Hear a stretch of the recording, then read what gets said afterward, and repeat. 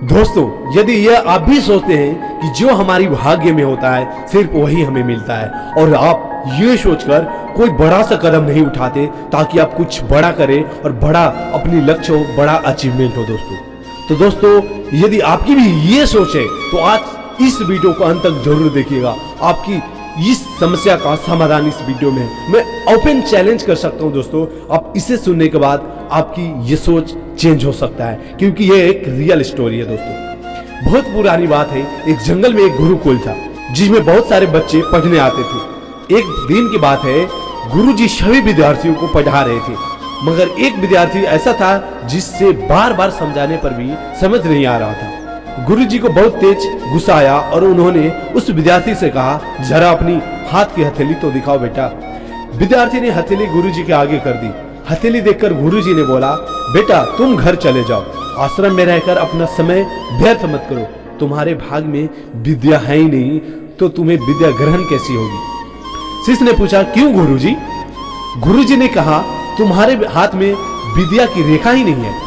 गुरुजी ने एक होशियार विद्यार्थी की हथेली उसे दिखाते हुए कहा, ये देखो, ये है विद्या की रेखा, ये तुम्हारे हाथ में है ही नहीं, इसलिए तुम समय नष्ट ना करो और घर चले जाओ और वहां अपना कोई अच्छा सा काम देखो। यह सुनने के बाद विद्यार्थी ने अपने जेब से एक चाकू निकाला जिसका प्रयोग वह रोज सुबह अपनी दातुन काटने के लिए किया करता था। उस चाकू से उसने अपनी हाथ में एक गहरी लकीर बना दी।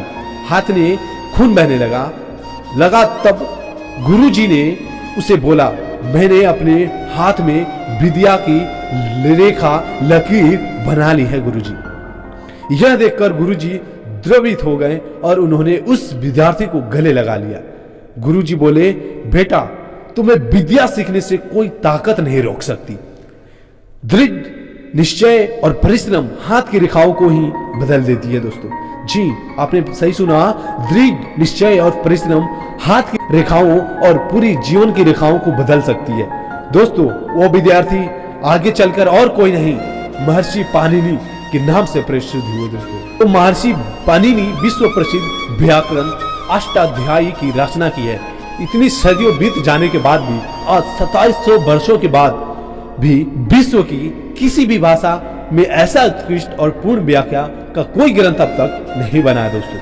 तो दोस्तों, इस कहानी की शिक्षा यह है कि लोग चाहे जो भी बोले, हम हर एक गलत को साबित करते हुए अपनी लगन और कठिन परिश्रम के दम पर जो चाहे वो सब कुछ हासिल कर सकते हैं दोस्तों। दुनिया में कोई भी बड़ा लक्ष्य नहीं होता, चाहे आपको लोग जो भी कहे, जो भी आप सुने नहीं उसे इग्नोर करते हुए आप अपनी लक्ष्य की तरफ बढ़े। यदि आपकी दिल कह रहा हो कि मैं इसे पा सकता हूं, तो वो आपकी हाथ की लकीर की और किसी भी व्यक्ति की कहा हुआ बात आप नहीं मानिए। तो थैंक यू गाइस, आप इस वीडियो को देखने के लिए। यदि चैनल पर नए तो सब्सक्राइब करके जाइएगा। Happy learning.